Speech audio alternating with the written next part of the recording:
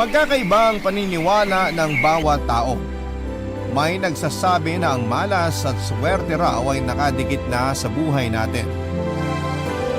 Kumbaga nakaguhit na sa palad natin ang nakatadhanang mangyari sa ating buhay.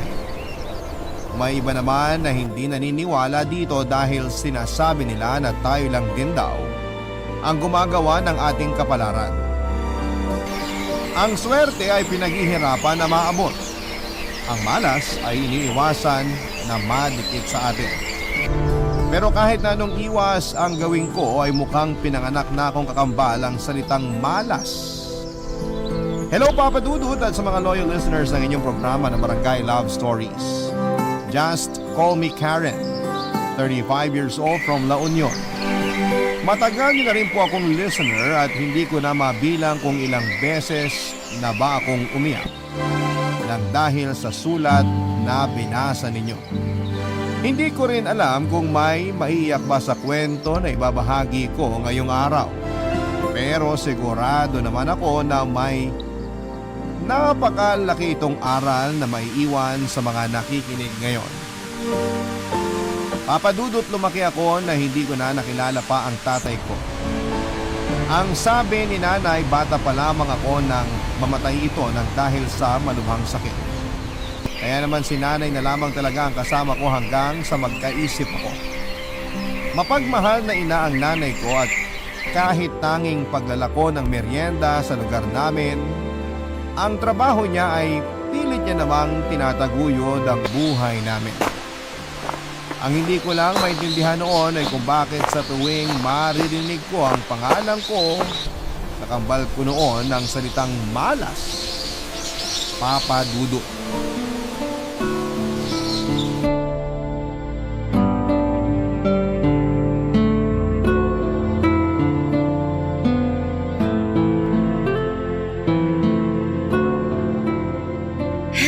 Ayan, malinis na dito sa sala. Yung banyo naman ang lilinisin ko. Para pag uwi ni nanay galing sa pagtitinda, matuwa naman siya sa akin. Aling Isay?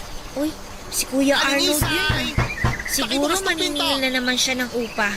Sabihin ko na lang na bumalik siya mamaya kasi wala pa si nanay dito sa bahay. Hello po, Kuya Arnold. Huwag mo nga ako mabati-bati ng hello dyan. Lalong pumapangit ang araw ko. Nasaan ang nanay mo? Hindi pa po siya nakakauwi eh. Naglalako pa po siya ng kakanin sa labas. Huwag ka nga magsinungaling bata ka. Alam ko naman na nandyan ang nanay mo sa loob eh. Ilabas mo nanay mo. Pero wala po talaga siya dito. Umalis po siya para maglako ng mga kakanin. Kanina pa po pagkatapos naming magtanghalian. Hoy! Hindi mo ako malaloko ha?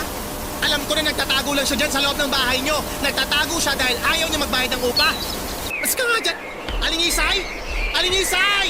Kuya Lumabas kayo Arnold, dito kung ayaw nagsasabi niyo po tatawag ako ako ng ng barangay totoo. tanod. Hindi pa po talaga Ay, nakakauwi Isay! si nanay. Sinabi ko na huwag mo akong tawagin kuya eh. Dahil wala akong kapatid na malas. Tumabi ka nga dyan. Aray! Bakit naman po niyo ako tinulak? Kasi naiirita ako sa'yo. Naiirita ako sa kamalasang dala mo dito sa lugar namin. Kaya siguro nasunog yung isang bahay na pinauupahan ko. Dahil sa'yo. Dahil nakatira ka pa dito sa bahay ko. Hindi ka nga rito. Ay! Bitiwan niyo po yung braso ko. Nasasaktan po ako. Tama na po. Ay, tama na. Ikaw ang tumigil. Tumigil ka sa kamalasang dala mo dito sa lugar namin. Hindi po totoo yan. Hindi po ako malas, sabi ni nanay. Malas ka dahil anak ka ng pare at nanay mo naman dating madre. Sinumpa ka dahil anak ka sa pagkakasala ng mga magulang mo. Naintindihan mo ba yon? Ha? Ha? Tama na po. Nasasaktan na po ako. Pakinig ka mabuti ha. Itatak mo to sa kokote mo. Pinanganak kang malas at may dala kang kamalasan. Dahil anak ka ng makasalanang mga tao. Isa kang salot sa lugar na to. Malas ka! Ay! Diyos ko! Ano naman ginagawa mo sa anak ko? Bitawan mo siya! O ayan, magsama kayo ng anak mong malas. Nay! Nasakit po ng mga braso ko. Anak! Pasensya ka na at ngayon lang nakauwi si nanay. Naku, namumula na nga itong mga braso mo. Pwede ba? Bago kayo magdrama-dramahan dyan, ibigay niyo muna sa akin yung bayad ng upa niyo dito sa bahay. Ayoko magtagal dito sa inyo. Baka mamaya kumabit pa sa akin yung kamalasan ng anak mo. Palibhasa, salot yan. Tumigil ka na nga, Arnold! Bakit? Totoo naman ang sinabi ko ha. Alam na alam dito sa lugar na to na dati kang madre at pari naman ang tatay niyang anak mo. Sabi na tumigil ka na! O eto! Ayan na pera! Kunin mo na makalis ka na! Umalis ka na!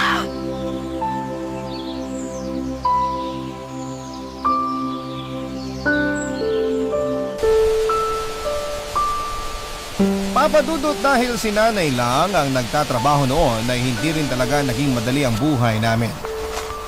Wala kasi kaming sariling bahay at wala ring ibang pinagkakakitaan si nanay. Kung hindi ang paglalako nga lang ng merienda na siya rin mismo ang nagluluto. Hindi rin pare-pareho ang kinikita niyang pera at madalas ay maliit na halaga lamang yun. Yun din ang madalas na dahilan kung bakit kami nagigipit sa pera. Ilang beses na nga kaming lumipat ng apartment at isa lang ang dahilan ng pag-alis namin. Hindi na kami nakakabayad pa sa upa. Papadudot, hindi lang yon ang unang beses na narinig ko ang salitang malas na ako ang tinutukoy. Hindi ko nga alam kung bakit ganon ang salitang madalas na lumalabas sa bibig ng ibang tao kapag nakikita nila ako. Malayo naman ang pangalan ko sa salitang yon at wala rin akong maisip na malaking naging kasalanan ko para isipin nila na malas ako. Kahit bata pa ako noon ay nagtataka at nasasaktan na ako sa tuwing maririnig ko mula sa ibang tao na minamalas ang isang lugar nang dahil sa akin. Bagay na pilit ko na lamang na hindi iniintindi kagaya ng palaging bilin ni nanay sa akin noon. Papadudot.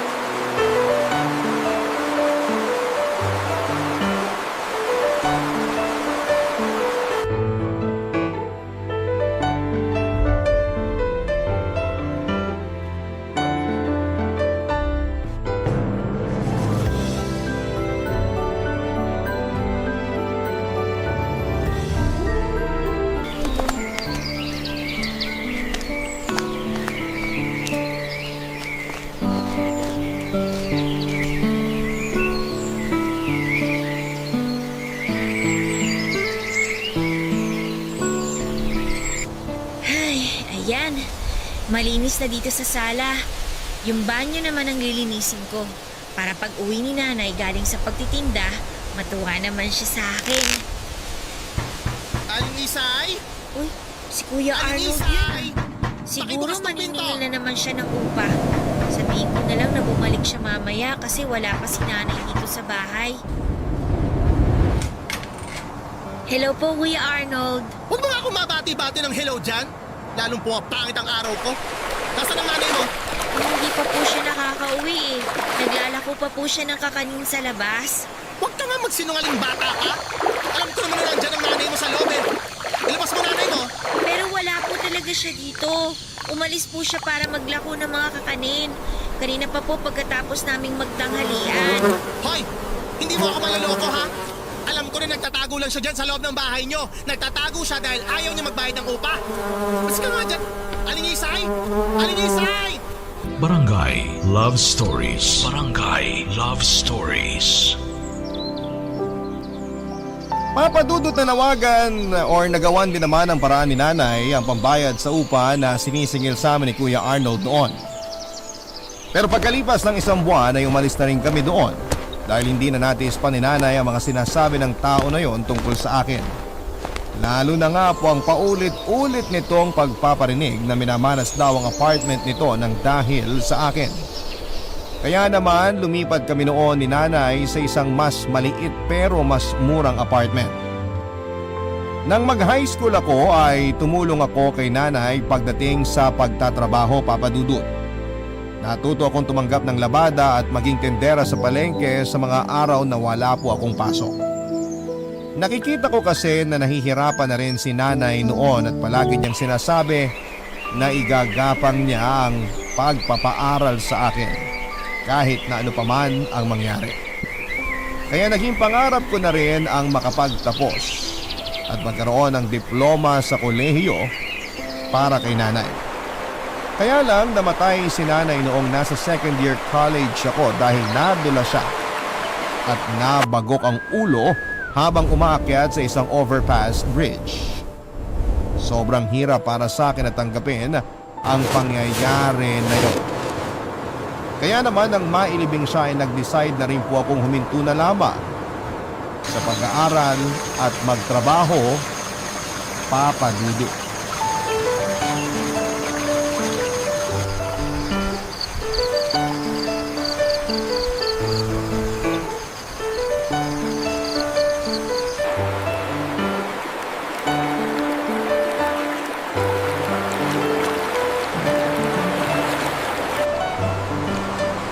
Uy, pa-share ako dito sa table mo ha. Okay lang ba? Oo, okay lang. Wala naman ako ibang kasama. Ayun, salamat. Wala yun. Karen ang pangalan mo, di ba? Oo.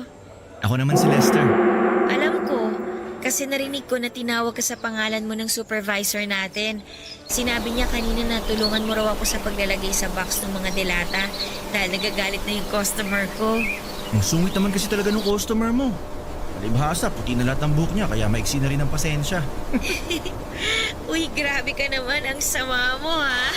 Ayan, napatawa na rin kita. Alam mo kasi, kanina ko pa napapansin na parang malungkot ka. Ayos ka lang ba? Ha? Oo naman. Ayos lang ako. Sigurado ka? Alam mo, patawa-tawa lang ako pero kung gusto mo na makakausap, pwede mo akong kwentuhan. Promise, bibigilo ko yung sarili ko na magmukhang aso kahit mahirap. Kasi, ang laki ng dalawang butas ng ilong ko. Ganyan ka ba talaga, Lester? Palagi ka na lang nagpapatawa? Medyo. Gusto ko kasi na palaging masaya mga kaibigan ko. Ang swerte naman pala ng mga kaibigan mo kasi may isang kagaya mo na nagpapagaan ng loob nila. Ibig sabihin ba, napagaan ko rin ang loob mo kahit paano? Oo naman. Ilang beses mo na nga ako napapangiti mula nung umupo ka dyan sa tapat ko eh. At kahit paano, hindi ko na iniisip na baka hindi ako maregular dito sa trabaho dahil din sa galit ng customer ko kanina. Yun ba yung pinoproblema mo kaya parang malungkot ka mula pa kanina? Oo, kasi ang tagal ko nang gusto magkaroon ng regular na trabaho. Kaya lang, wala eh. Malas talaga ako kaya palaging natatapos ang mga kontrata ko sa mga pinagtatrabahuhan ko. Yun lang pala problema mo, hindi mo kagad sinabi sa akin. Bakit? Huwag mo sabihin na anak ka ng may-ari nitong pinagtatrabahuhan natin at nagpapanggap ka lang na karaniwang empleyado. Hindi no, sa mga teleserye lang naman nangyayari yan eh. Bakit kung akong bahala sa'yo ka dyan? Parang kaya mo akong gawing regular dito sa trabaho natin ah. Kaya ko talaga yun. Kasi number 1, gwapo ako kahit malaki yung mga butas ng ilong ko. Number 2, maapil ako kahit hindi ako katangkaran. At number 3, Teka nga. Naku Lester ha, niloloko mo lang yata ako eh. hindi no. Totoong sinasabi ko na gwapo ako at malakas ang dating ko. Kasi yun ang sabi ng mama ko. Kaya nga na-regular ka agad ako dito sa trabaho eh. Kasi malakas ako sa supervisor at manager natin. Basta, kung bahala sa'yo Karen. Ituturo ko sa'yo lahat ng teknik para magustuhan ka rin nila. Para mabilis ka maregular. Basta lang gagalingan mo palagi pagdating sa trabaho. Oo naman.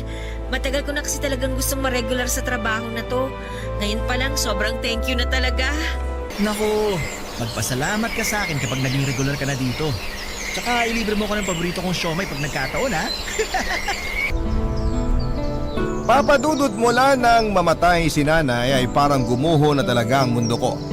Buong buhay ko kasi ay siya lang ang kasama ko. Pagmamahal at suporta niya ang kinalakhan ko.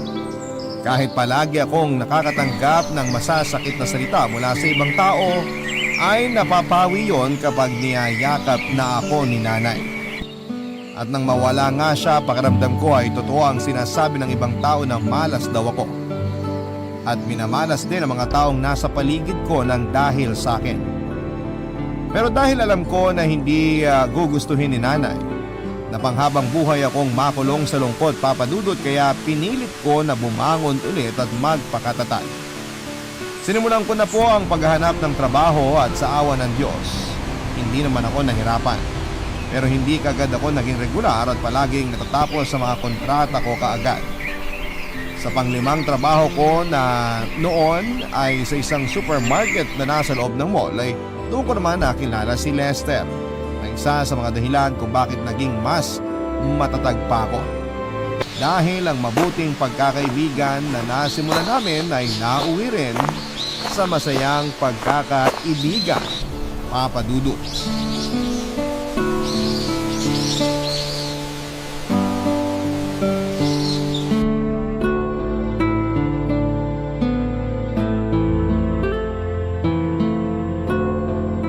Kinakabahan ka ba, sweetheart? Medyo. Iba kasi hindi magustuhan ng mama mong niluto kong pochero. Paborito niya yan. Kaya sigurado ko na magugustuhan yung niluto mo. Paano kung may sarili siyang recipe na gusto para sa paborito niyang pagkain? Paano kung hindi siya masarapan dito sa niluto ko? Masyado ka naman nag-aalala, sweetheart. Sobrang sarap kaya nitong pochero mo. Kaya nga mas lalo kitang minahal kasi ang husay mo magluto eh. Binola pa ako nito. Hindi pambobola yon. Totoo naman na masarap lahat ng pagkain na niluluto mo para sa akin. Kaya huwag ka na masyadong kabahan, okay? Pauwi na si Mama. At ang mabuti pa, maglagay na tayo ng mga plato at kubyertos dito sa lamesa. Sige, sweetheart.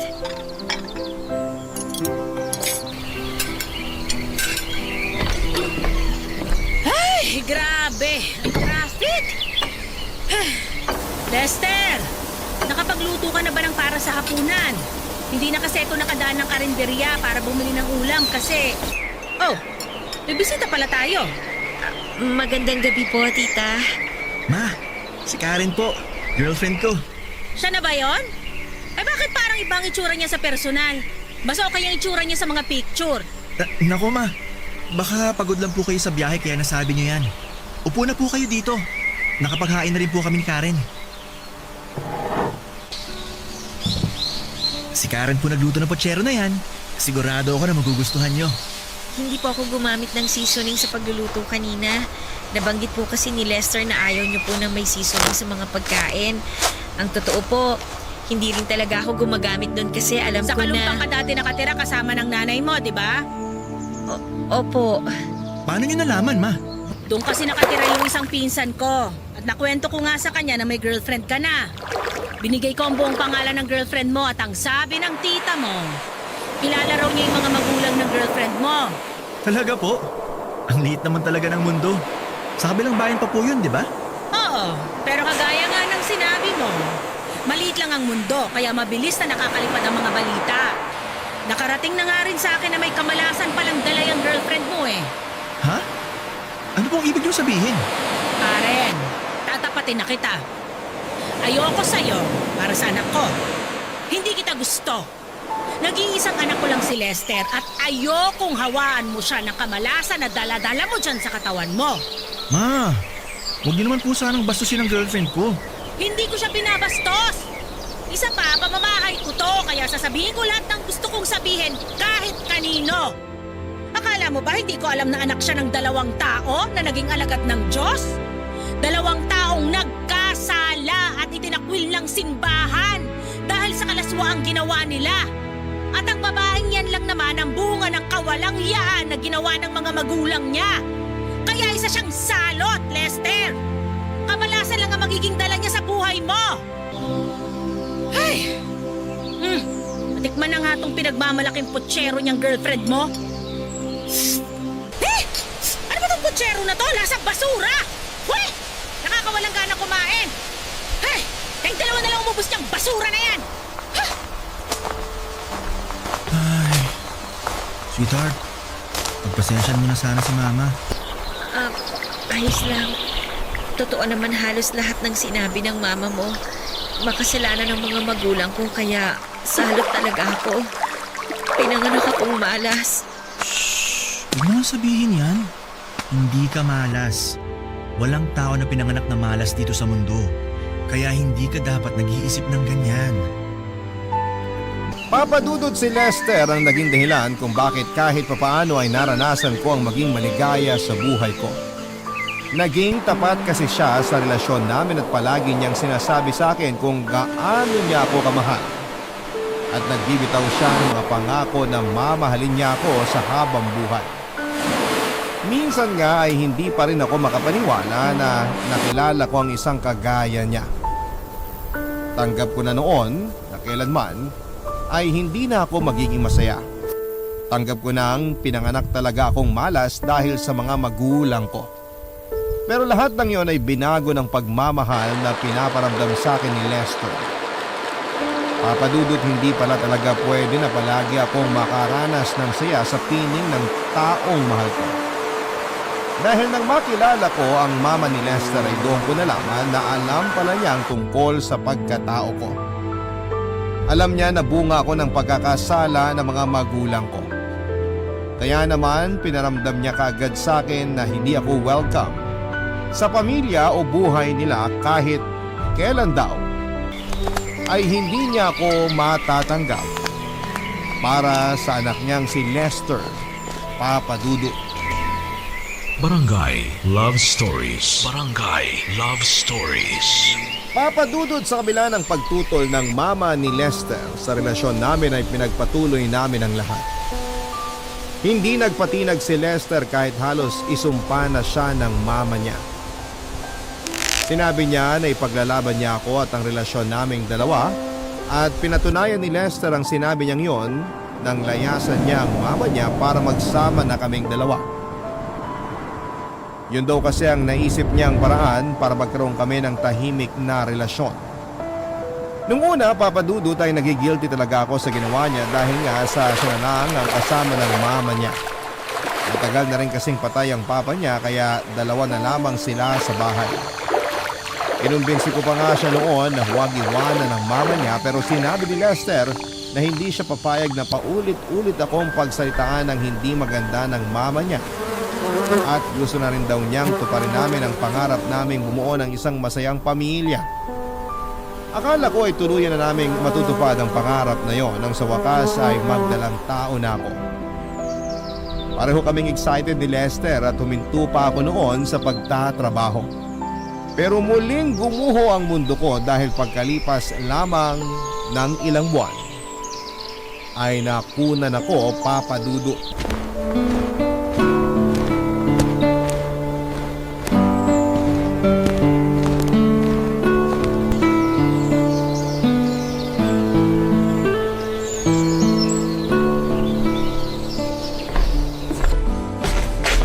Eto na ang paborito mong adobong pusit, sweetheart.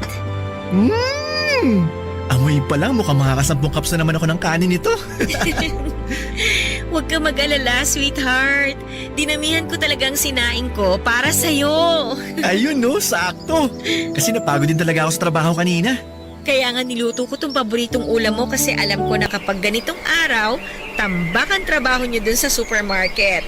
Sobra, sweetheart. Hindi ko na nga makalimutan na kumain ng tanghalian kanina eh. Sobrang dami kasi ng trabaho namin. Yan naman ang huwag mong kasanayan.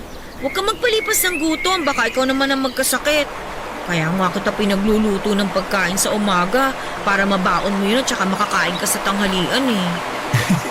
Nakain ko naman, sweetheart. Kaya huwag ka na magtampo sa akin. Ay, nga pala. Nakita mo ba yung charger ng cellphone ko? Ay oo, nandun sa kwarto natin. Nandun lang pala. Akala ko naiwan ko sa locker ko kanina eh. Hindi ko kasi makita sa bag ko. Na-empty ba't na tuloy ang cellphone ko? Teka, saglit lang, kukunin ko, sweetheart. Kumain ka lang dyan ha, babalik din ako kagad. Sige, sweetheart. Salamat ah.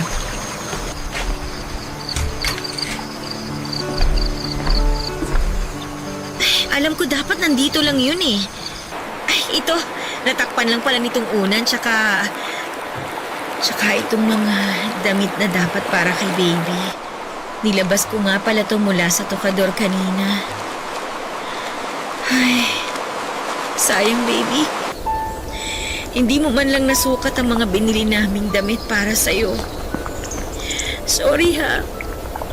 Sorry kasi nawala ka ng dahil sa akin. Sweetheart. Sorry, Nakita mo ba yung baby. charger? Kung hindi mo makita, mamaya mo na lang hanapin para... Sweetheart, umiiyak ka ba?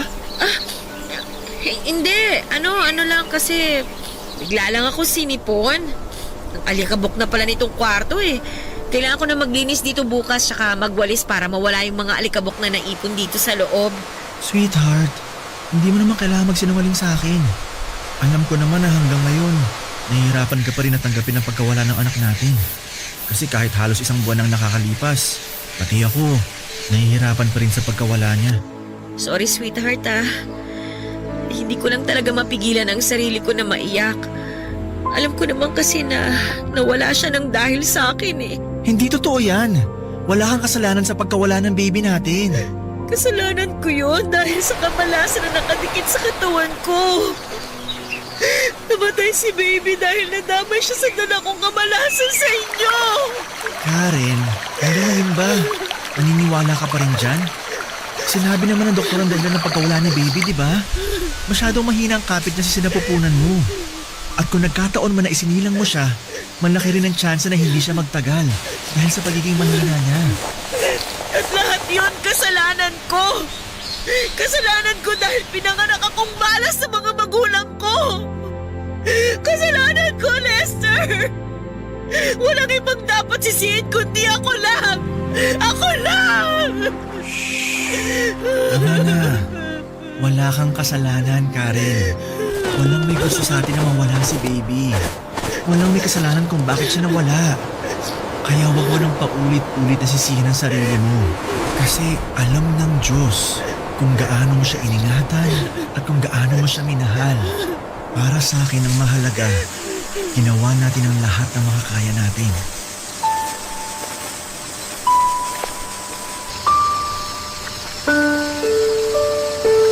Papadudot doon ko muling naramdaman ang kamalasan na dala ko sa buhay ni Lester. Hindi po madali ang mawala ng anak kaya naman nahirapan talaga akong tanggapin yon. Pero nang dahil sa partner ko ay unti-unti akong natuto na muling maging matatag. Kapag umiiyak kasi ako na mag-isa ay niyayakap niya ako at sinasabi niya na hindi siya mapapagod na gawin yon. Kapag ramdam niya na nalulungkot ako dahil naaalala ko ang nawalang baby namin ay hindi na siya papasok sa trabaho at magluluto na lamang ng masarap na pagkain para sa aming dalawa. At paulit-ulit niyang sinasabi sa akin ang mga salitang hindi niya ako iiwanan kailanman. Sapat na sana yon para kahit papaano ay maging masaya kami, Papa Dudut. Kaya lang, nag-overstaffing sa supermarket na pinagtatrabahuhan niya at isa siya sa mga empleyado na natanggal. Nahirapan siya muling maghanap ng trabaho kahit marami na siyang job experience. Ang nangyari tuloy ay may extra na lamang siya sa mga construction site para lamang kumita ng pera. Pero isang mabigat na pangyayari ang dumating noon sa buhay namin, Papa Dudut. Yon ay nang maaksidente si Lester at mahulog mula sa ikalawang palapag ng gusaling ginagawa nila. Himalang nailigtas pa ang buhay niya pero naging paralisado na ang kalahati ng katawan niya. Nagkaroon siya ng brain damage na kailangang maoperahan noon sa lalong madaling panahon, Papa Dudut.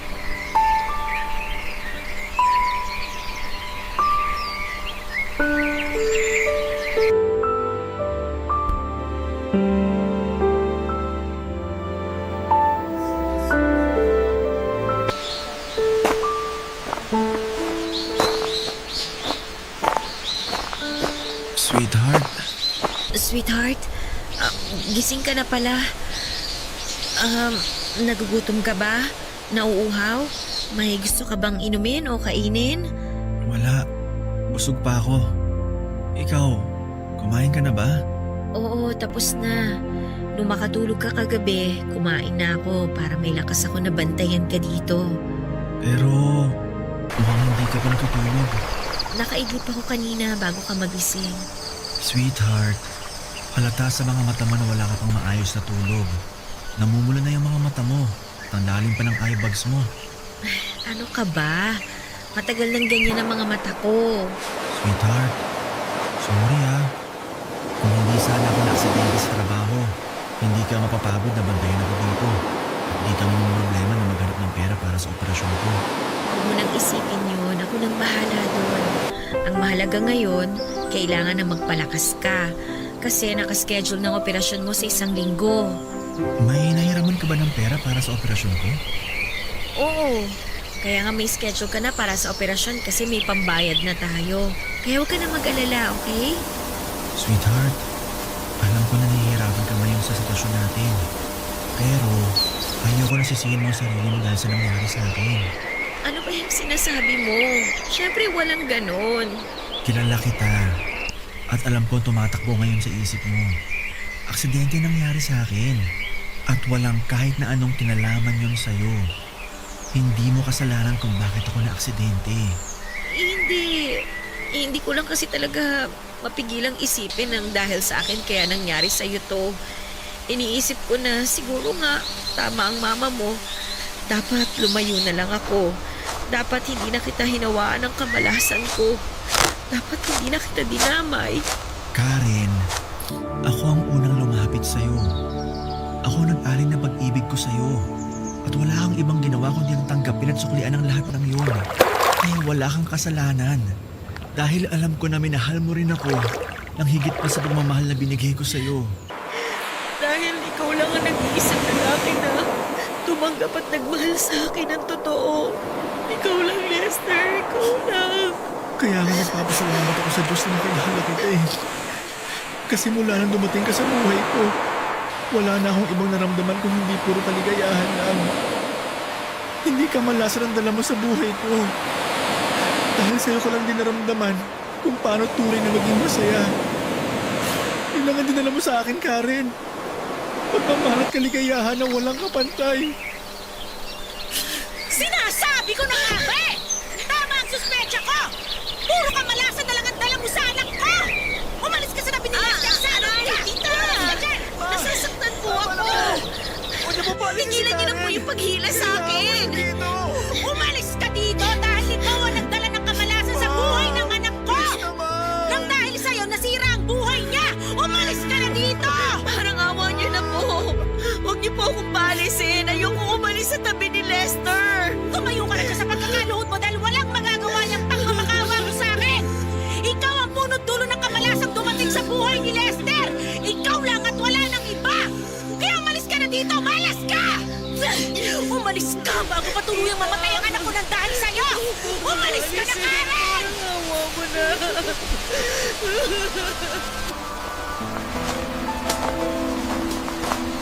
Papadudot kahit na anong pagpapalis ang ginawa sa akin ng mama ni Lester ay hindi ko yon sinunod. Ginawa ko ang lahat para lamang manatili ako sa kwarto na yon. Umiyak ako, nakiusap, nagmakaawa at lumuhod sa harapan ng mama niya. Hanggang sa eto na mismo ang umalis sa loob ng kwarto dahil na rin sa pakiusap ni Lester.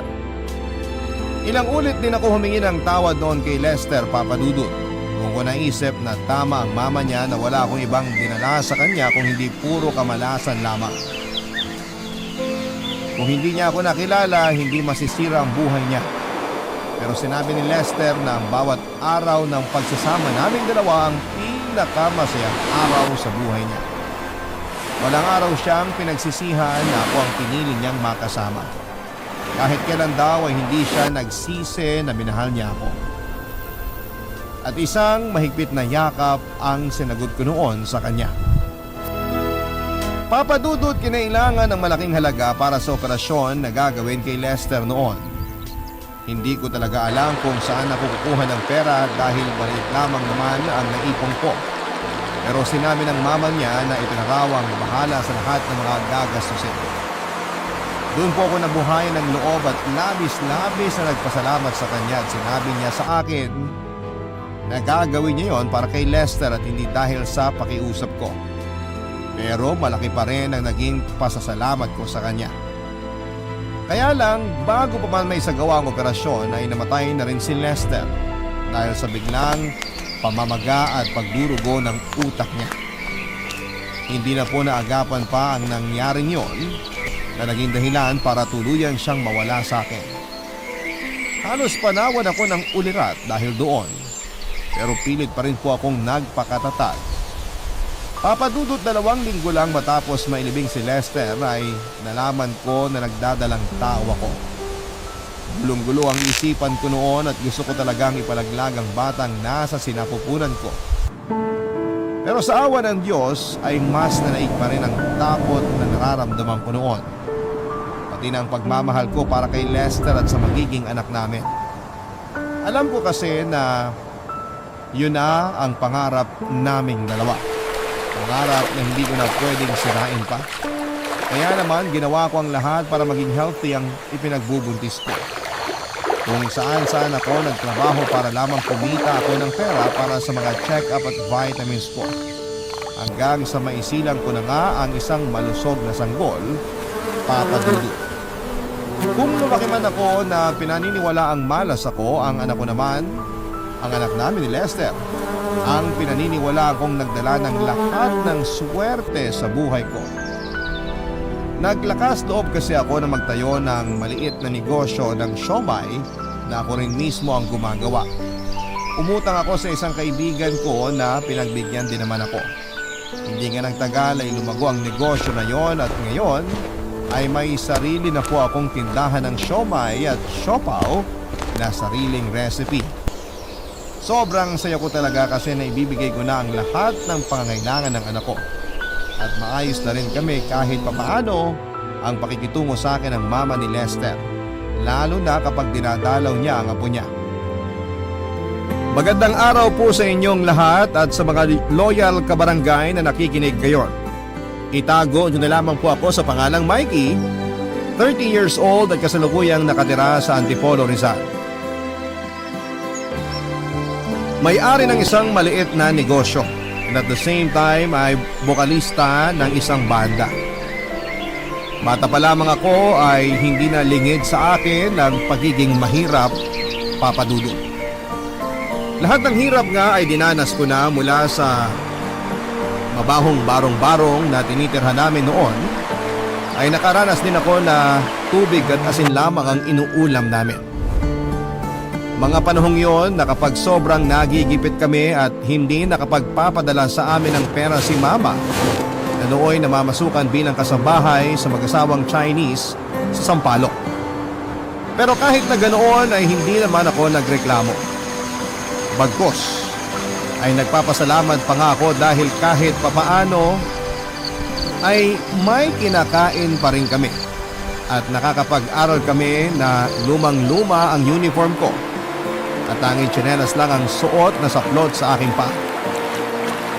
Si Papa naman noon ay nagmamaneho ng tri-bike. Para kahit papaano ay may maiuwi siyang pagkain sa aming 5 magkakapatid. Pero madalas ay dumadaing na rin siya dahil sa pananakit ng likod at mga binti niya. Papa Dudut, pangatlo ko sa aming magkakapatid at nag-iisa pang babae. Kaya nga madalas ay binubuli ako ng mga kapatid ko dahil ako lang daw ang naiiba sa kanila. Pero ang sabi noon ni Papa ay prinsesa nila ako, kaya dapat daw akong mahalin at ingatan. Sinunod naman nila ang sinabi ni Papa at hanggang sa lumaki nga ako ay naging protective sa akin ang mga kapatid ko at ayos lang naman sa akin yun. At least ay walang naglalakas loob na umaway sa akin noon. Pero dahil nga sa sobrang hirap ng buhay namin noon ay hindi kinaya nila Mama at Papa na pag-aralin kaming lahat. Kaya naman nang makagraduate ako ng high school ay sinubukan ko na kaagad ang maghanap ng mapapasukan. At dahil underage nga ako ay nahirapan ako, kaya naman madalas ay sinasamantala ko lamang na sumali sa mga singing contest. At kapag pinapalad nga ako ay nananalo naman ako. Minsan pa nga ay ako pa talaga ang dumadayo sa ibang lugar para lamang sumali sa mga contest. Dahil desperada akong masungkit ang mga premyo na pang isang linggong kainan na namin. Kung minsan ay nananalo ako, minsan naman ay natatalo. Pero hindi ako tumitigil dahil yon ang source ng income ko noon. At doon na nga may nakapansin sa akin, Papa Dudut, walang iba kundi si Edward. Matanda siya ng 8 taon sa akin, 32 years old siya noon habang ako naman ay 24 years old. Kinausap niya ako noon at inalok na maging bokalista ng banda nila at gustong gusto raw niya ang timbre ng boses ko na pwede sa kahit na anong genre at napag-alaman ko nga na siyang drummer ng kanilang banda. Hindi na nga ako nagdalawang isip pa noon at agad kong sinunggaban ng alok niya lalo nung malaman ko na 1,000 kada gig ang kikitain ko. At hindi naman daw sila nauubusan ng gig dahil halos gabi-gabi raw ay tumutugtog sila. Ipinakilala niya ako noon sa mga kabanda niya dahil kada practice namin ay talagang tinitrain nila ako sa mga tamang techniques sa pagkanta. At masasabi ko nga na marami akong natutunan sa kanilang lahat. Nakatulong na rin ako sa pamilya ko lalo na sa pag-aaral ng mga kapatid ko. Pero makalipas nga lang ang 2 taon ay nabigla ako sa balita ni Kuya Edward nang isang araw ay puntahan niya ako sa studio kung saan ako nagpa-practice papadudot.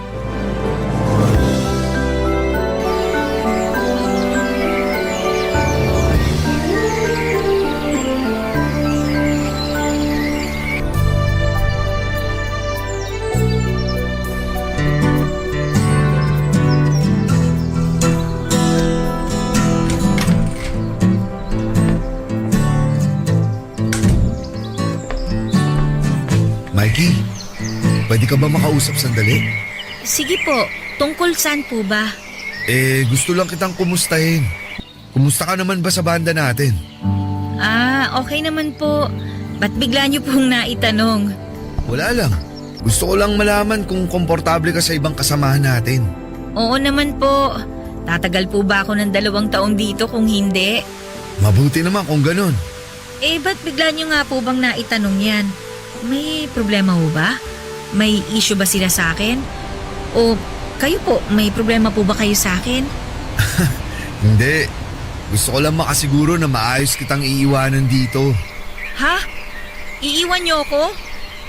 Sawa na po ba kayo sa pag-handle sa akin? Hindi, ano ka ba? Masyado ka naman nag-iisip. Alis na kasi ako. Ha? Saan po kayo pupunta? Natanggap ako sa trabahong pinag-applyan ko sa Kuwait. Kaya makikipagsapalaran muna ako sa ibang bansa. Pero Kuya Edward, paano ako? Anong paano ka na? Iniisip mo ba na baka alisin ka nila sa grupo kapag umalis ako? Malamang. Kayo nagpasok sa akin dito eh. Paano po pag umalis na kayo? Huwag kang mag-alala. Hindi naman mangyayari yun. Unless gusto ulit nilang maghanap ng kasing galing mo. Hindi uubra yung pambobola niyo sa akin, kuya. Malungkot ka ba? Siyempre, mawawalan ako ng Kuya Edward eh. Mangingibang bansa lang ako. Di naman ako sasakabilang buhay. Kung aalis kayo, sinong papalit sa inyo? Mababakante ang posisyon niyo. Siyempre pinaghandaan ko yan. Umanap muna ako ng kapalit ko bago ako nag-decide na mag-apply sa ibang bansa. Matagal na nga siyang naghihintay eh. Kakilala niyo po? Oo, pamangkin ko yun. Magkakasundo kayo, panigurado.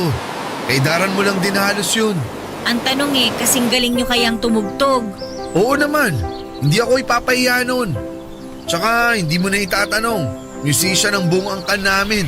Bakit hindi na lang kayo yung kumuha ng bokalista sa mga kamag-anak nyo? Ba't ako pa po yung pinili nyo? Imposible naman pong wala magaganda ang boses sa kanila. Well, may point ka. Pero nakitaan kasi kita ng potensyal. At alam ko nung mga panahong yun, kailangan mo ng mapagkakakitaan. Paano nyo po nalaman? Yun kaya ang isinagot mo sa tanong nung isang judge. Tinanong ka nila kung bakit ka sumali sa contest. Ang sabi mo, Kailangan ko yung prize para pangkain namin ng 1 linggo. Pero hindi naman po ako nanalo nun. oo nga, pero sa tingin ko dapat nanalo ka dun eh. Feeling ko kasi may dayang nangyari. Di naman ganun kagagaling kumanta yung mga nanalo eh. Feel ko nga rin po, pero at least may opportunity na dumating para sa akin. So panalo pa rin po ako. Sa bagay, tama ka dyan. Kaya nga po sobrang nagpapasalamat ako sa inyo eh. Kasi binigyan niyo ako ng pagkakataon na i-showcase yung talent ko. At the same time, nakakatulong ako sa pamilya ko. Ang ginawa ko lang naman, ipasok ka rito sa banda. Pero ang hard work mo, ikaw yan. Pero salamat pa rin po. Malulungkot talaga ako kapag umalis na kayo rito. Huwag kang malungkot. Nandiyan naman ang buong banda na nagsisilbing pangalawang pamilya mo na. And for sure, magkakasundo kayo ni Ace. Di ka mabobore at malulungkot pag siya ang kasama mo. Yung Ace po ba yung pamangkin nyo? Oo, mabait yun. May pagkasuplado nga lang sa una. Naku, as if namang uubra sa akin yung pagiging suplado niya. Well, sangayon ako dyan. Knowing you, may something sa'yo na nakakagaan sa pakiramdam. Nax! Todo-todo papuri mo sa akin ngayon, Kuya Edward ah! Nagsasabi lang naman ako ng totoo. Napaka-positibo mong tao. At yun ang pinakagusto kong part ng pagkatao mo. Papadudot, katulad nga ng sinabi ni Kuya Edward ay umalis na siya sa banda at nakipagsapalaran sa ibang bansa. Lalo pa nga at may pamilya siyang binubuhay. Pero hindi naman nabakante ang posisyon niya dahil tinig-over ito ng pamangkin niyang si Ace. At totoo nga sa mga sinabi ni Kuya Ed ay may pagkasuplado nga si Ace. Pero wala namang kaso yon sa akin. Ang tingin ko kasi sa kanya ay isang Prince Charming na lumabas sa isang libro. Ganon na ganon ang datingan niya sa akin. Matangkad siya at maputi at talaga namang gwapo. Ganda rin ang husky na boses niya. Malalim at medyo pausin pa. Kaya nga first meet namin ay nagkaroon agad ako ng crush sa kanya. Kahit na hindi naman siya ganon kasaya na makita ako. Na-imagine ko pa nga na nasa nobela kami at sa una lamang siya suplado. Nasa katagalan ay mai-inlove din siya sa akin pero alam ko namang sa panaginip lamang yon mangyayari. Mga ilang buwan lang naman ay nahuli ko rin ang kiliti ni Ace. Katulad ko kasi ay mahilig siyang mag-compose o gumawa ng sariling kanta kaya naman kapag wala kaming rehearsal ay nagsishare kami ng mga ideya sa isa't isa at mga concept na pwedeng gawing kanta. Hanggang sa naging close na nga kami. Pero wala namang mali siya dahil alam kong companion lang ang tingin sa akin ni Ace. At kontento naman ako doon. Ang importante lang naman sa akin ay magkasundo kami dahil ayaw ko naman na may hindi ako kasundo sa trabaho ko. Pero kung gaano nga kami magkasundo ay siya ring tindi kapag nag-aasaran kami. Sa Ace din kasi yung tipo ng hindi makukontento sa isang araw kapag hindi nakakapambuisit. Pero sorry na lamang siya dahil hindi ako pikon. Bagkus ay sinasabayan ko lamang siya sa mga pang-aasar niya sa akin, Papa Dudut.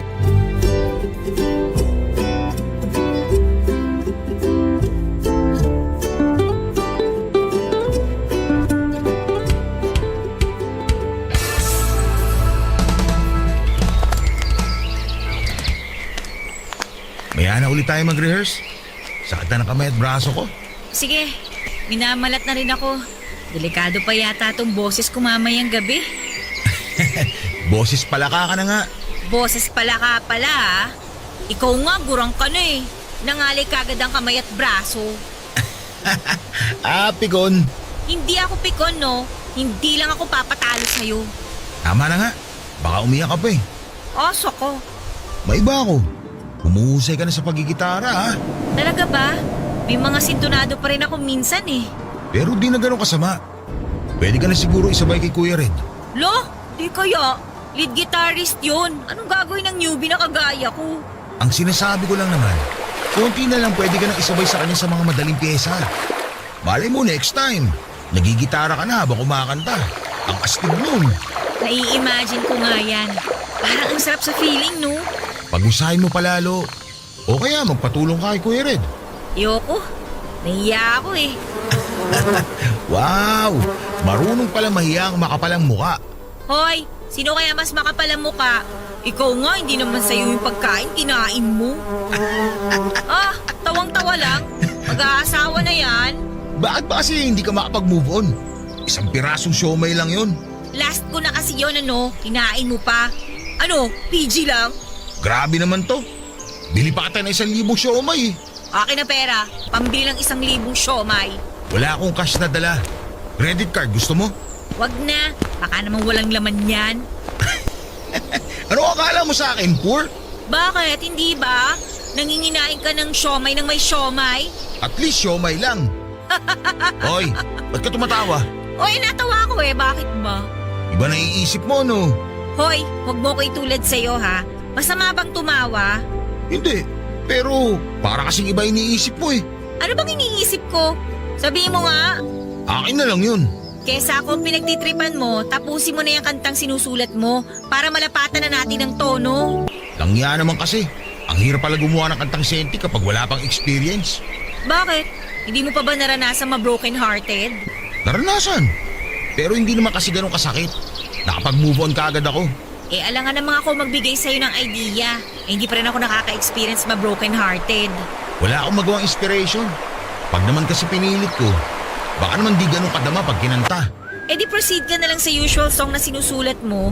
Tapos kapag may experience ka na, doon mo na lang balikan yung isa.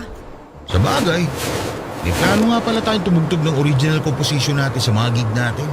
Basta sabihan mo lang ako kung anong gusto mong tema.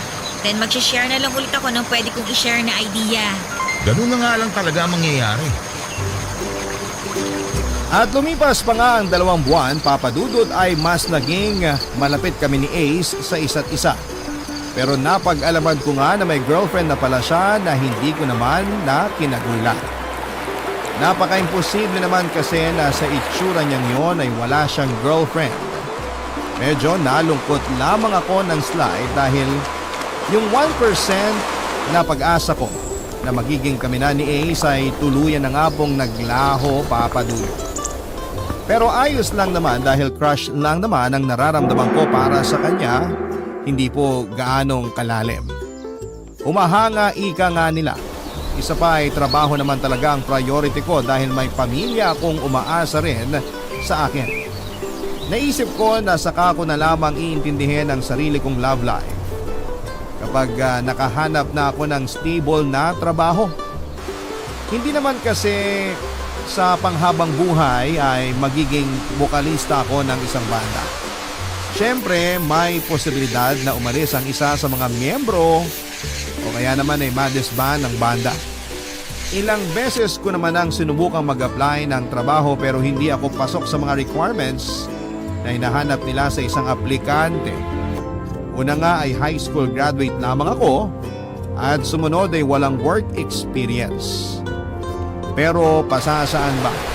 At makakahanap din ako ng trabahong para sa akin o kung hindi man ay pangarap ko sanang magkaroon ng sariling negosyo.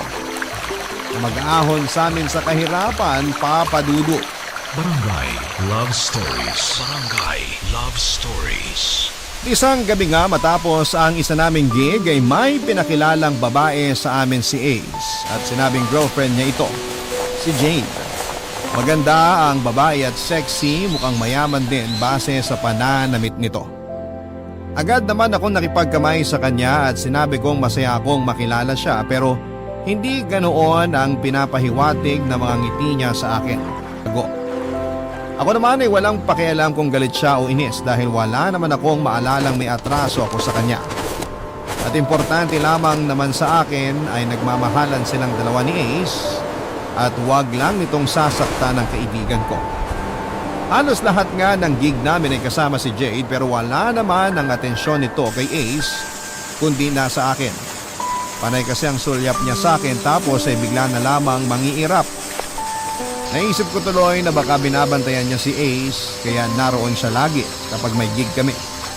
At dahil nga hindi na rin ako makatiis at gusto ko ring malinis ang pangalan ko sa kanya, ay sinamantala kong busy ang mga kabanda ko lalo na si Ace sa pagliligpit ng mga gamit ay nilapitan ko si Jade na nasa isang lamesa lang naman kasama namin na naghihintay, Papa Dudut.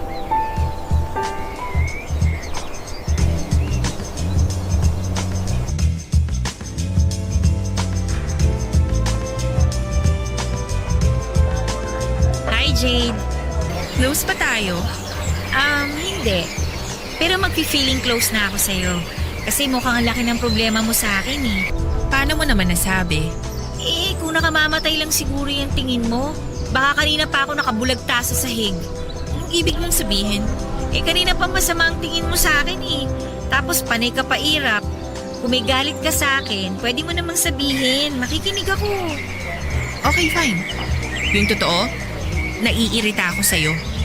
Kasi lagi itong nakadikit kay Ace. Akala mo ba hindi ko napapansin?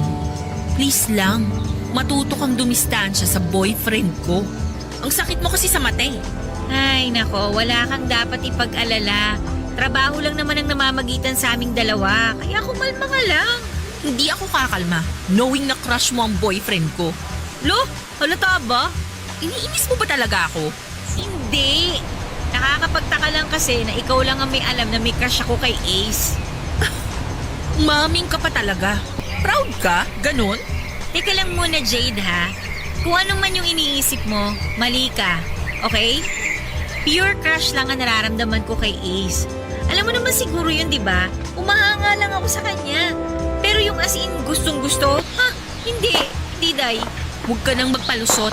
Kahit crush pa yan, may gusto ka pa rin sa boyfriend ko. Pang-ilan ka nang nagsabi sa akin yan?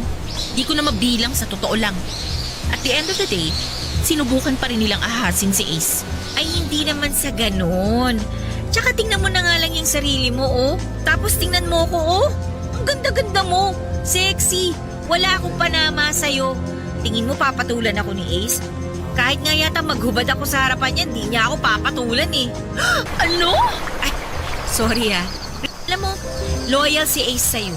Lagi ka nga niya kinukwento sa akin simula nung ipakilala ka niya sa akin eh. At saka base pa lang sa kwento niya, alam kong mahal na mahal ka niya. Kaya please lang, magtiwala ka sa boyfriend mo. At sa tingin mo, maniniwala ako sa lahat ng mga sinabi mo?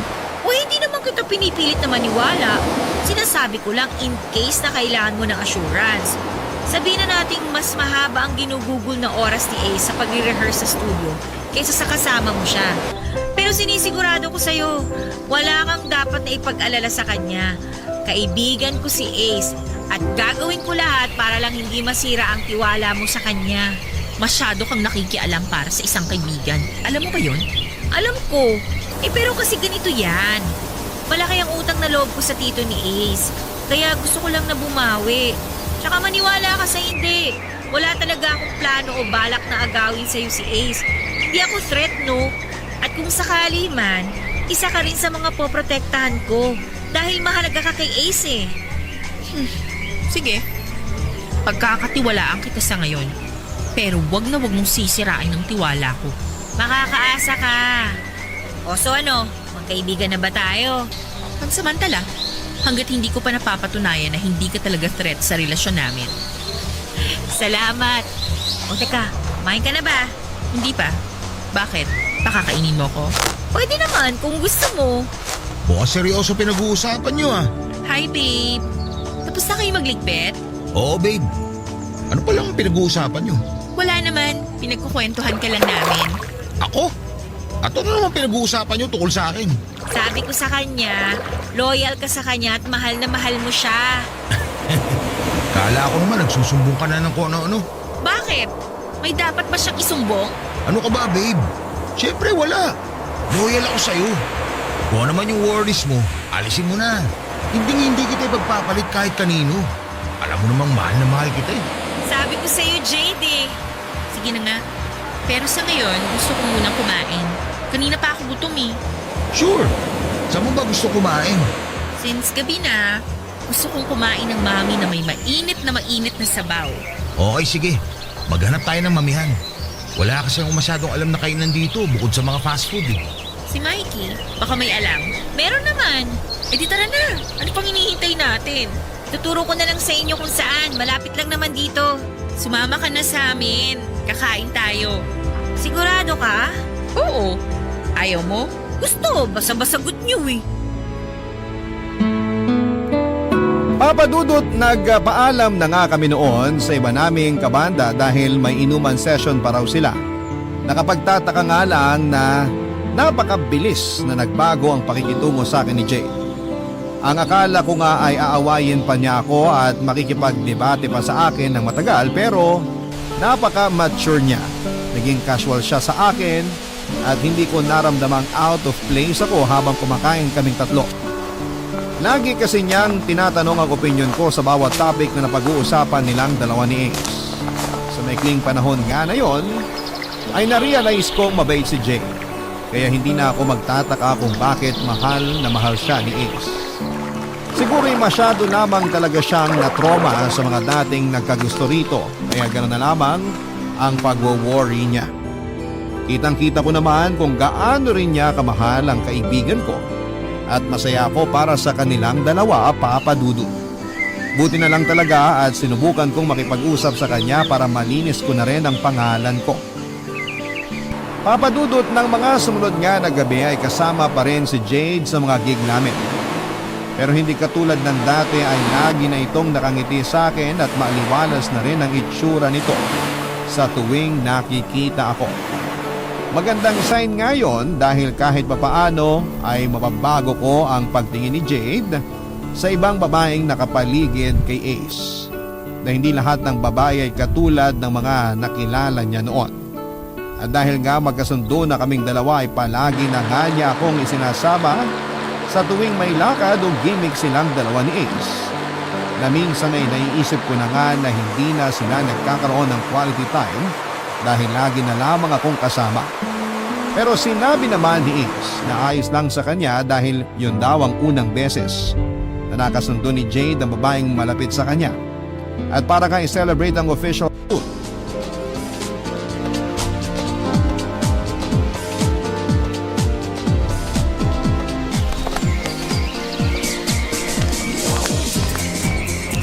Mikey! Aba, kanina pa inuugat ng tagay mo, oh. Pas muna. Doon na ako eh.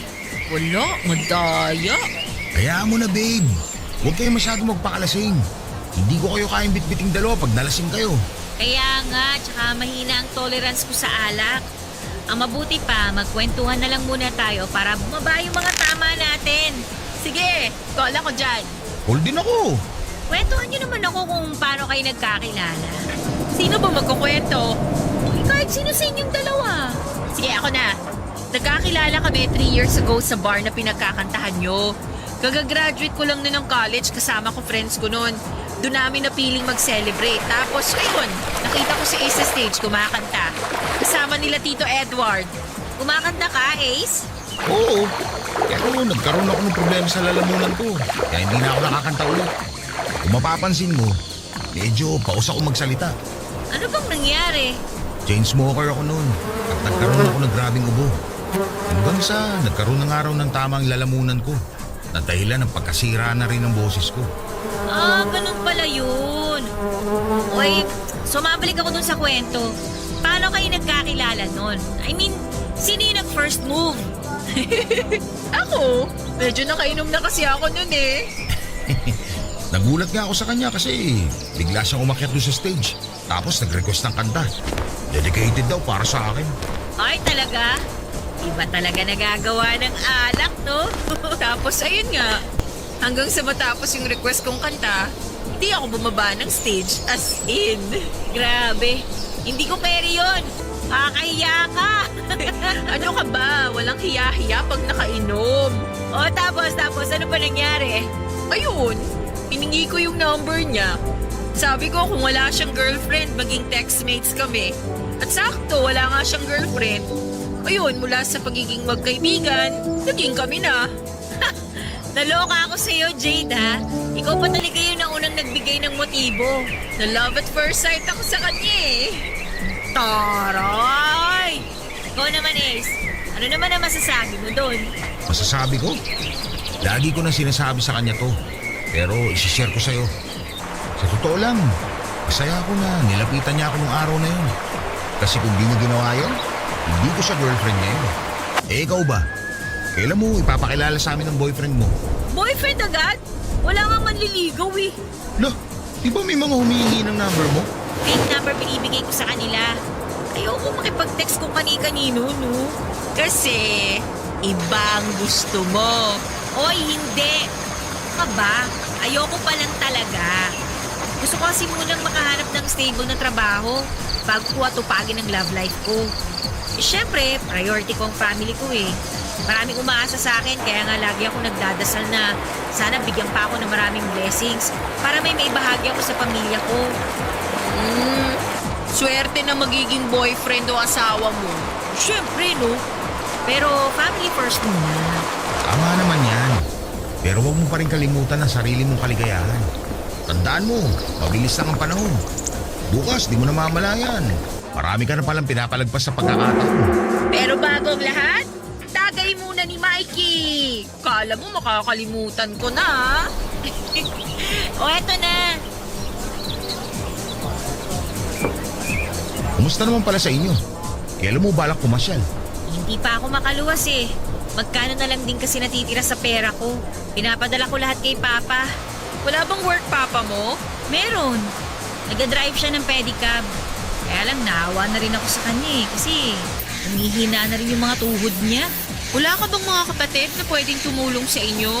May asawa na rin yung 2 kuya ko kaya hindi na rin namin maabala tsaka maasahan. Hirap din naman kasi sila sa buhay eh. Pero magtira ka pa rin kahit papano. Mag-ipon ka para kung may gusto kang paglaanan in the future, may magagamit kang pera. Papa Dudut, marami ako na-realize sa mga sinabi nila sa akin at mas doon ko na pag-isip-isip na paghandaan ang kinabukasan ko. Dahil hindi naman habang buhay ay ganun lang ang buhay ko. Balang araw ay magkakaroon ako ng sarili kong pamilya at hindi ko gugustuhin na maranasan nila ang hirap na dinanas ko. Kaya nga sinunod ko ang payo sa akin ni Jade na mag-ipon ng pera. Kada sahod ko noon ay bumabawas ako ng 200 pesos para itabi at ipunin. At sa paglipas nga ng mga panahon ay naging mas malapit kami ni Jade sa isa't isa. Masasabi ko nga na masaya ako na maging parte ng buhay nilang dalawa ni Ace. Hindi ko rin nakalain na ang babaeng dati ay inis na inis sa akin ay makakasundo ko pala. Madalas na nga na kami lang ang lagi magkasama habang si Ace ay hindi namin sinasali sa mga gimmick namin. Si Jade naman kasi ang nagsasuggest noon na magkaroon kami ng girls bonding. Noon ko nga lang din na-realize na napakakalog pala ni Jade at kayang-kayang sumabay sa lahat ng biro ko. Kaya naman mas naging masaya akong kasama silang dalawa na mga kaibigan ko noon, Papa Dudut. Barangay Love Stories. Barangay Love Stories. At dahil nga sa palagi kaming magkasama ni Jade ay hindi ko namamalayan na nag-iiba na ang nararamdaman ko para sa kanya, Papa Dudut. Bagay na hindi ko naramdaman noon kay Ace. At dahil hindi pamilyar sa akin ang pakiramdam na yon ay nagsimula na akong kabahan, lalo na kapag naiisip kong hindi ako maaaring makaramdam ng romantic feelings para kay Jade dahil pareho kaming babae. At nagwo-worry rin ako sa maaari niyang isipin tungkol sa akin. Natakot ako na baka kapag nalaman niya ang totoo ay layuan niya ako o pandirihan. Pero hindi naman siya manhid at matalinong babae si Jade kaya naman hindi rin nagtagal. Ay nalaman niya na may gusto ako sa kanya. At hindi lang basta pagkagusto, Papa Dudut.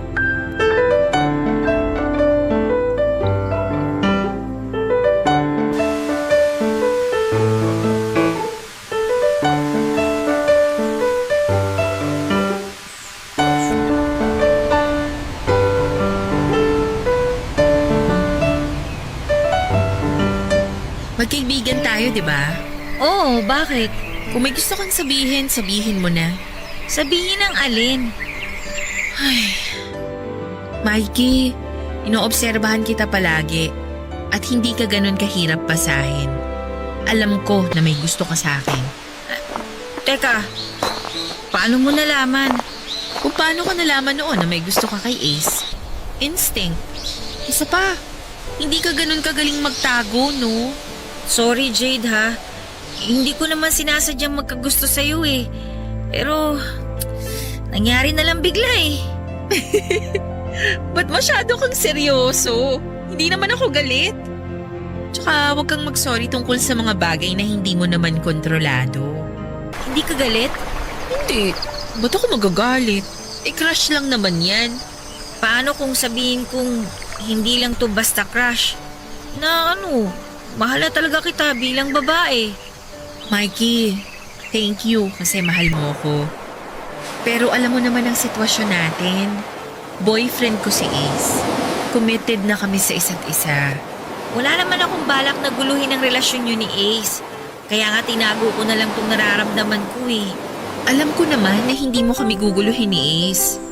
Pero isipin na lang natin ang mararamdaman niya.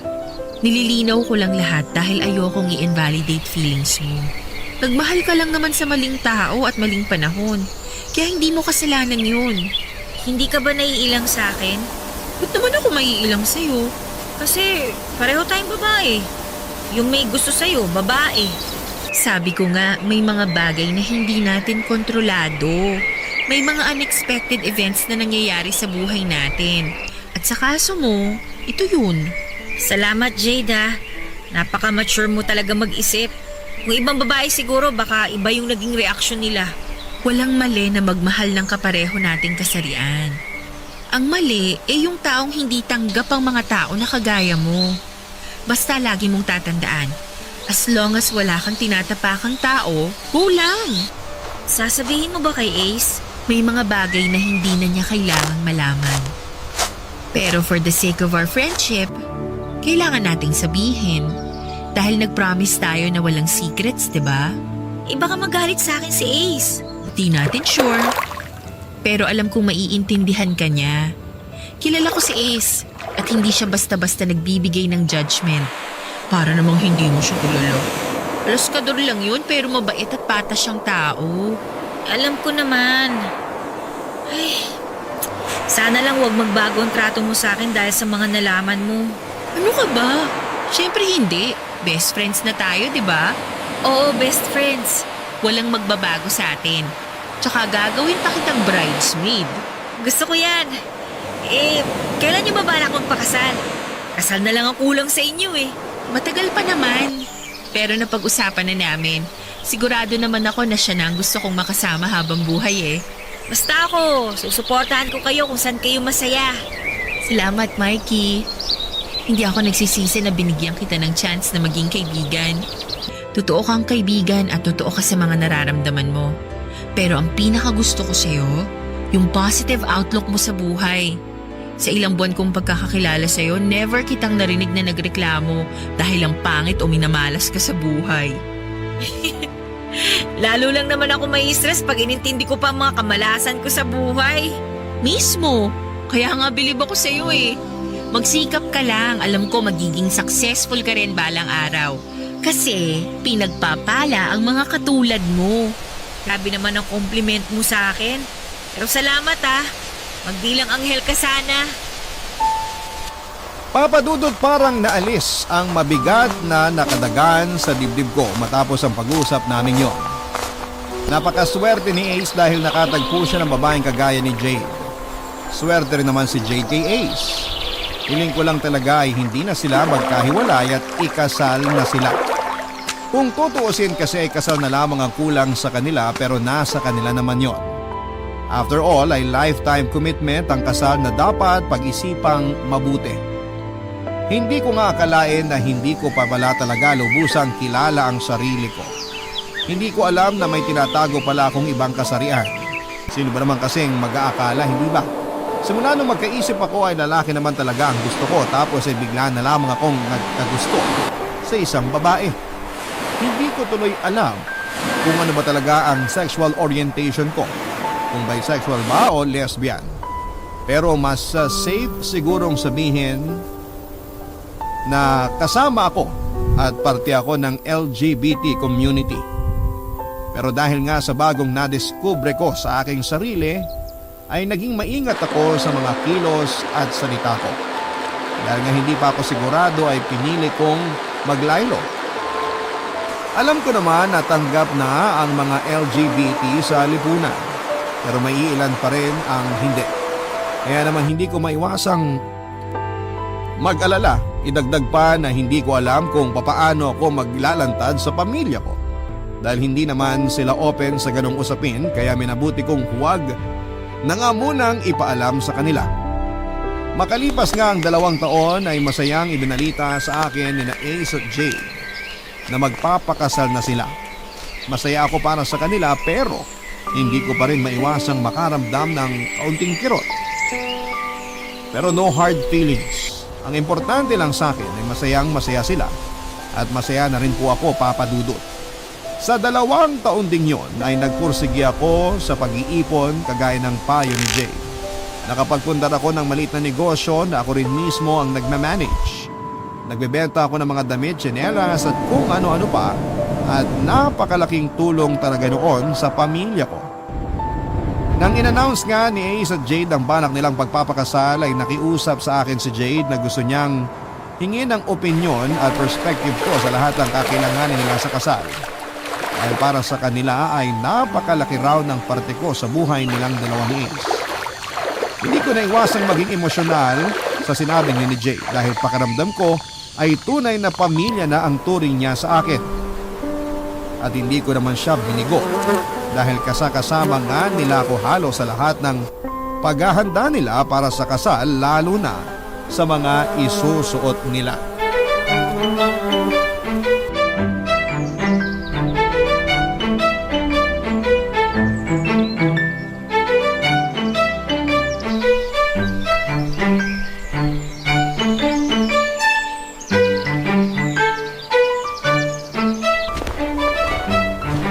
Di ba masama raw na isukat ang wedding gown?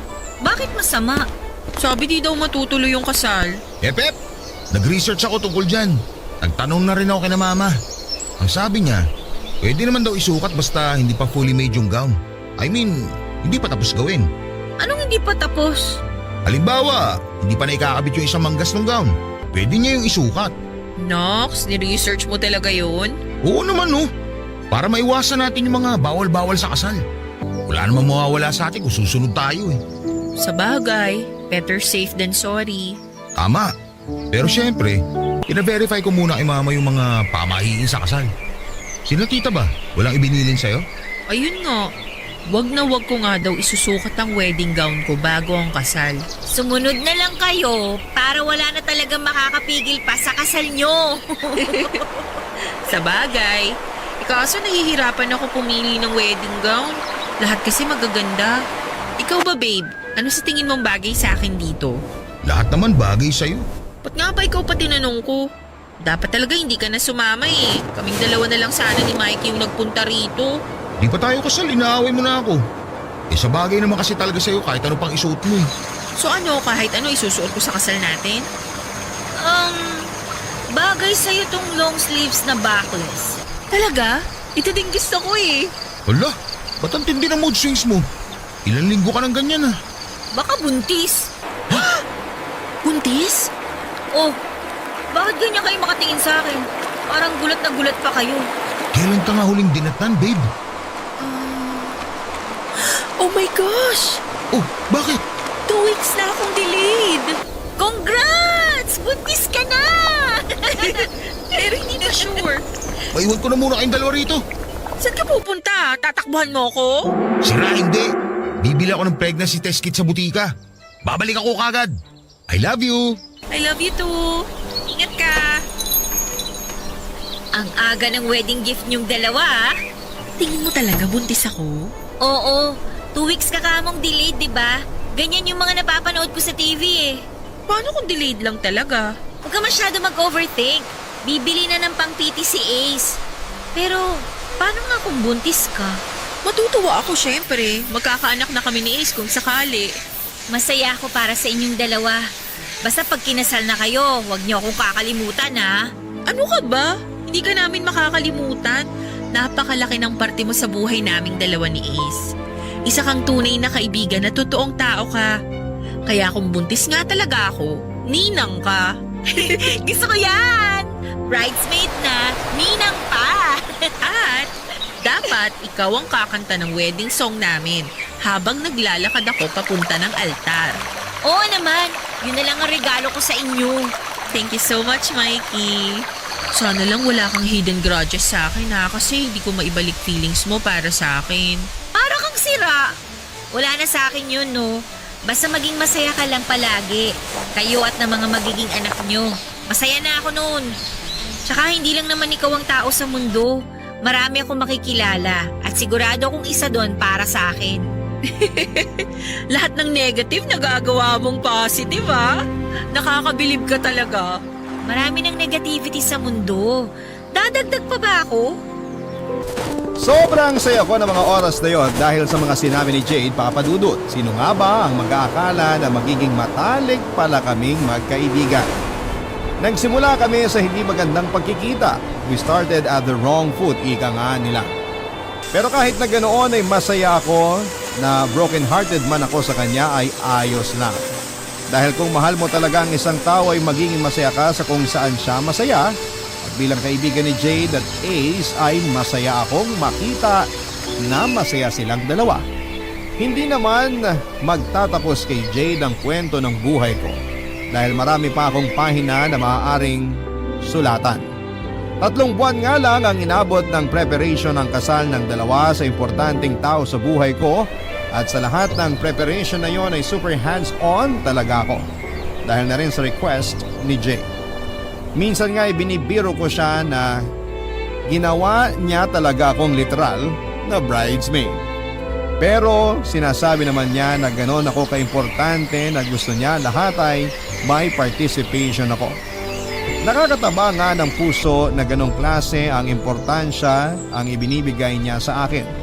At wala rin naman kaso yon kay Ace. Kahit pa nga alam na niya ang tungkol sa nararamdaman ko para kay Ace. Or para kay Jade. Kumbaga, we're matured enough para intindihin pa ang mga maliliit na bagay na hindi na dapat palakihin pa.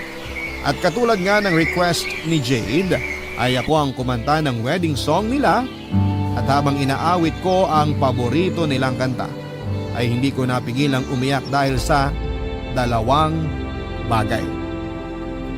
Una ay sa tuwa dahil kapwa na nila papasukin ang bagong yugto ng buhay nila ng magkasama at pangalawa ay dahil sa munting lungkot na nararamdaman ko dahil alam ko na marami nang magbabago pagkatapos po nilang may kasal. Hindi na kami lagi magkakasama dahil kailangan na nilang i-prioritize ang pamilyang bubuin nila. Lalo pa nga at 4 na buwan nang buntis si Jay. Ilang buwan pa ay masisilayan ko na rin ang inaanak ko. Nang matapos nga ang seremonya ng kasal ay oras na para ihagis ng bride ang kanyang bouquet at kung hindi ka ba naman binibiro ng tadhana ay ako talagang nakasalo ng bulaklak na yon. Tuwang-tuwa pa talaga ang bagong kasal habang ako naman ay hindi ko alam kung ano ang magiging reaksyon. Dahil po sa sobrang pagkagulat. Napabalik na lamang ako sa ulirat nang yakapin ako ni Jay. At sabihing ako na ang susunod. Napuno na lamang ng tawanan ng simbahan dahil sa sinabi niyang yon. Taliwas din sa naisip ko ay hindi nagbago ang trato nila sa akin bagkos. Ay mas lalo kaming naging malapit sa isa't isa at ramdam na ramdam kong parte talaga ako ng pamilya nila.